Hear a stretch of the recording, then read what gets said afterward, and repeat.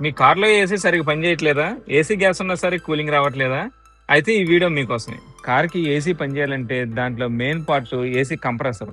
ఈ కంప్రెసర్ చేసే పనేంటంటే లో ప్రెషర్‌లో ఉన్న గ్యాస్‌ని హై ప్రెషర్ కింద కన్వర్ట్ చేసి, పంపింగ్ చేసి కండెన్సర్‌కైతే పంపిస్తుంది. కండెన్సర్‌లో ఉన్న హై ప్రెషర్‌లో ఉన్న గ్యాస్‌ని కూల్ చేసి, ఫిల్టర్ చేసి దాన్ని ఒక లిక్విడ్ కింద మార్చి అది ఎవాపరేటర్‌కైతే పంపిస్తుంది.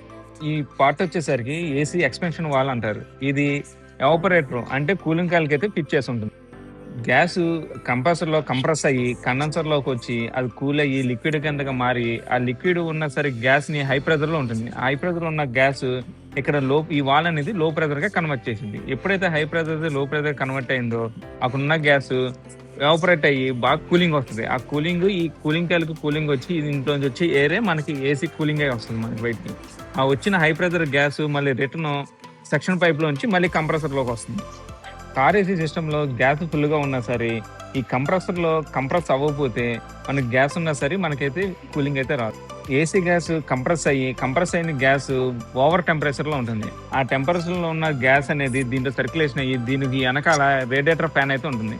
రేడియేటర్ ఫ్యాన్ మనకు వర్క్ చేయకపోయినా సరే, ఇందులోకొచ్చే హై టెంపరేచర్ ఉన్న గ్యాస్ కూల్ అవ్వక మనకి ఏసీ అయితే రాదు. టైమ్ టు టైమ్ ఏసీ ఫిల్టర్‌లు మనం క్లీన్ చేయించకపోయినా, రీప్లేస్ చేయకపోయినా ఏసీ అనేది బ్లాక్ అయిపోయి, ఈ కూలింగ్ కాయిల్ మీద మట్టిలాగా పట్టేసి మనకైతే ఎయిర్ ఫ్లోయింగ్ లేక కూలింగ్ ఎఫెక్ట్స్ అయితే ఉండవు. మీ వెహికల్ కూడా ఏసీ కంప్లైంట్ ఉంటే గట్టా మా గ్యారేజ్‌కి విజిట్ చేయండి. మా గ్యారేజ్ అడ్రెస్ వచ్చేసరికి SB multi car tech Satrampadu main road Eluru.